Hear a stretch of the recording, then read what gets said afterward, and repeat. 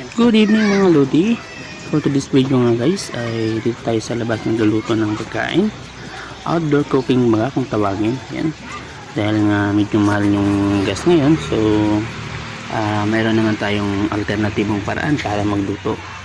So kung wala tayong diskarte, hindi tayo makakaluto ng pagkain at hindi rin tayo makakain.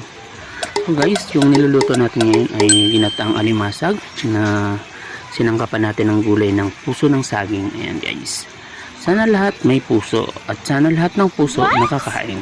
So yun guys, kumuha muna nga ako dito ng sandok, pangalan ng aking niluluto. Maya maya nga lang to guys ay aahunin na natin or tatanggalin na natin sa apoy para hindi siya ma-overcook.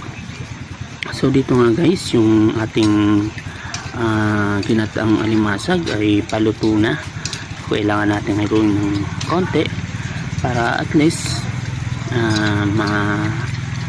maluto yung ilalim or ma-mix ng maayos yung maglasa ng gusto yung ating niluluto. So ayun guys, after nito ay aahunin na nga natin ito guys. So happy cooking, happy eating. A few moments later. So ito na guys, luto ng ating ginataang alimasag sa puso ng saging. Maraming salamat. Thank you for watching.